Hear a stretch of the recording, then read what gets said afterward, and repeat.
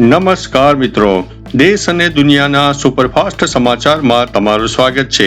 Surat special operation group એટલે કે એસઓજીએ ચોક્કસ બાતમીના આધારે કામરેજ વિસ્તારના એક ભાડાના મકાનમાં દરોડો પાડીને 500 રૂપિયાના દરની નકલી નોટો છાપવાના કૌભાંડનો પર્દાફાશ કર્યો છે। ઘટના સ્થળેથી કલર પ્રિન્ટર, ખાસ પ્રકારના કાગળ અને અંદાજિત 2 લાખથી વધુની નકલી નોટો સાથે 2 શખ્સોની ધરપકડ કરવામાં આવી છે।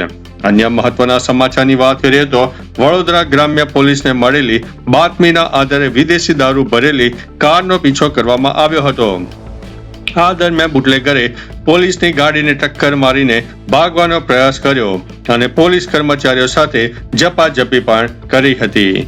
અન્ય મહત્વના સમાચારની વાત કરીએ તો મોરબી જિલ્લા પોલીસ અને મામલતદારની ટીમે બાતમીના આધારે જેતપર રોડ પર આવેલા એક ગોડાઉન ઉપર અચાનક દરોડો પાડ્યો હતો।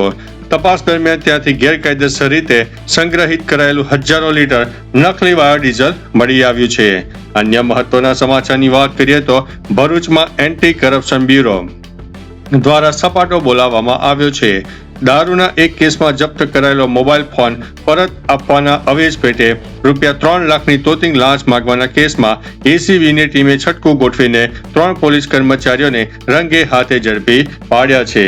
અન્ય મહત્વના સમાચારની વાત કરીએ તો ભાવનગર જિલ્લાના ઉમરાળા તાલુકાના પરવડા ગામે 2 દિવસ પહેલા રસ્તાની બાબતે એક જ પરિવારના સભ્યો વચ્ચે હિંસક મારામારી થઈ। આ જીવલેણ હુમલામાં પિતા, પુત્ર અને 2 પુત્રીઓ ગંભીર રીતે ઘાયલ થયા।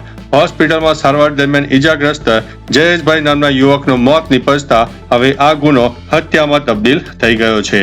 અન્ય મહત્વના સમાચારની વાત કરીએ તો સુરતના બારડોલી વિસ્તારમાં આવેલી પોસ્ટ ઓફિસ અને પાસપોર્ટ ઓફિસને ઈમેલ દ્વારા બોમ્બથી ઉડાવી દેવાની ધમકી મળતા ભારે અફરાતફરી મચી ગઈ હતી।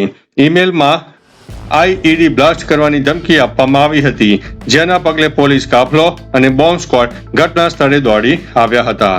અન્ય મહત્વના સમાચારની વાત કરીએ તો વાવણીના આંકડા રાજ્યમાં ચાલુ વર્ષે અત્યાર સુધીમાં વિક્રમી 80%થી વધુ ખરીફ વાવણી પૂર્ણ થઈ ગઈ છે।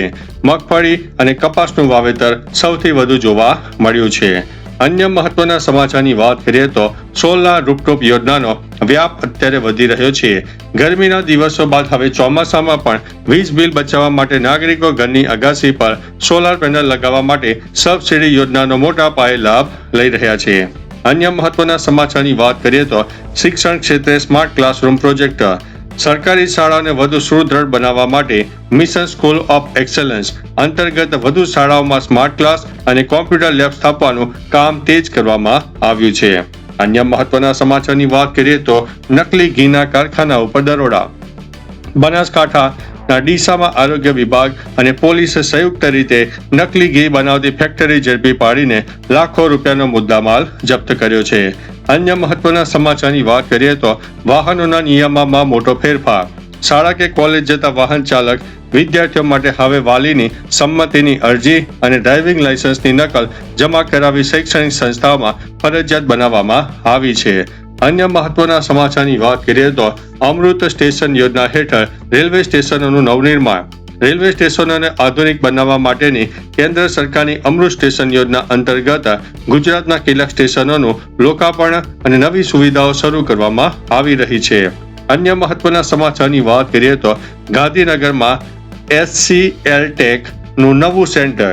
ગાંધીનગર ખાતે આઈટી ક્ષેત્રની અગ્રણી કંપની HCL Techના નવા સેન્ટરનું ઉદ્ઘાટન થવા જઈ રહ્યું છે, જેનાથી રાજ્યના આઈટી સેક્ટરમાં રોજગારીની નવી તકો ઊભી થનારી છે।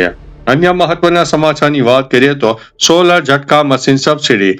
રાત્રિના સમયે પાકની સુરક્ષા માટે ખેતરની ફરતે સોલર ઝટકા મશીન લગાવવા માંગતા ખેડૂતોને સરકાર પ્રોત્સાહન આપી રહી છે, જેથી પશુઓને નુકસાન પહોંચાડ્યા વિના પાક બચાવી શકાય। અન્ય મહત્વના સમાચારની વાત કરીએ તો પશુપાલકો માટે તબેલા સહાય યોજના। નાના અને મધ્યમ પશુપાલકો પોતાના પશુઓ માટે વ્યવસ્થિત કેટલ શેડ એટલે કે તબેલા બનાવી શકે તે માટે સબસિડી યોજનાના ફોર્મ પોર્ટલ ઉપલબ્ધ કરવામાં આવ્યા છે। તો ચાલો મિત્રો, ફરીથી દેશ અને દુનિયાના સુપરફાસ્ટ સમાચાર લઈને મળતા રહીશું। ત્યાં સુધી અમને રજા આપશો। નમસ્તે।